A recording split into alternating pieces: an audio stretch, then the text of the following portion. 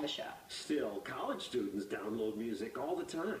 But there's a name for what they're doing. It's called downloading songs off the internet, illegally. And sometimes the music makers take action. Boston University student Joel Tannenbaum copied 30 songs and shared them on the web. The Recording Industry Association sued him, and a jury ordered him to pay $675,000. $22,500 for each song he downloaded.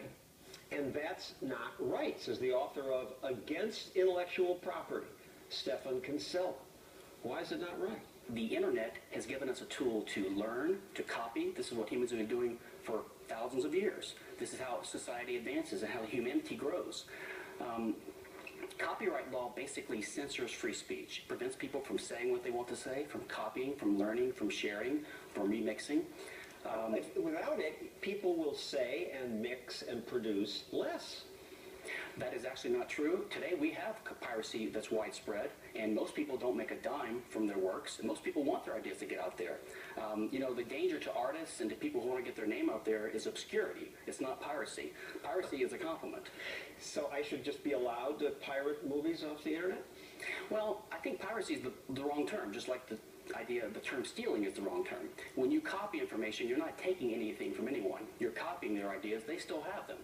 Piracy is what people used to do when they would raid ships and take things. That's a good point. And the movie industry complains about digital piracy all the time. The Wolf gets ripped off. The Wolf of Wall Street was downloaded illegally more than any other movie in 2014.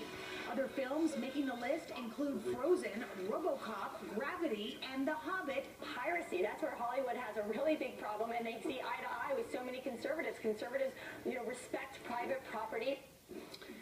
You don't respect private property. It's true, it's not being stolen, but being copied. Well, actually, I believe in private property as a libertarian more strongly than even most conservatives. And that is actually why I think patent law and copyrights are a bad idea. In fact, that's confusing. Patents expire after 17 years, roughly. Copyrights expire after a long time later, as you noted already. Property rights don't expire, so it's clear that patents and copyrights are not property rights. Let's make this personal. I'm, frankly, sometimes happy when I see that my show is all over the internet, because my goal is to get the ideas out. But it's a conflict, because I also know that why would Fox pay me to do the show if they didn't own it and get to make money from it? You who steal this show by watching it in places like YouTube may not think about the cost that go into making the show happen.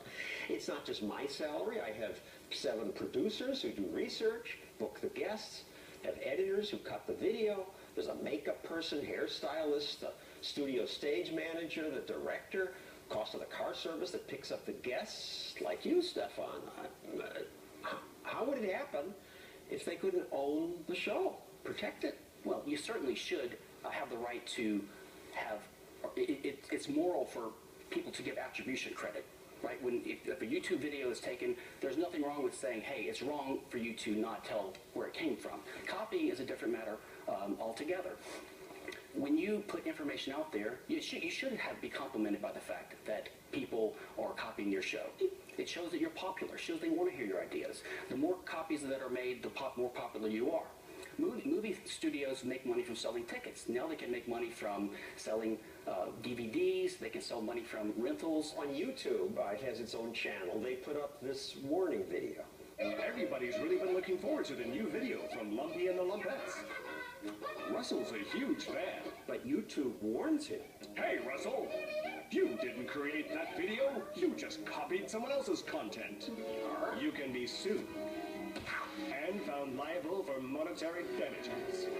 If YouTube finds you're a repeat offender, you'll get banned for life. So, sounds like you get punished if people complain that you're stealing stuff.